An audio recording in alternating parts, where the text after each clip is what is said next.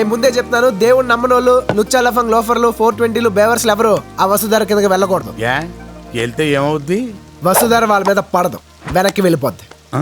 నీళ్ళకి నిజాలు తెలుస్తాయి? ఇక్కడ ప్రకృతికి పాపాత్మలు పసిగట్టే పవర్స్ ఉంటాయి.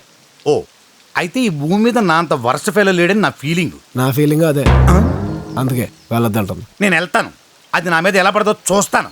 ఠీకే చో. వచ్చాడు మొనగాడు పెద్ద చవడానికి. నీళ్ళంట వెనక్కి వెళ్తాయంట. ఎలవే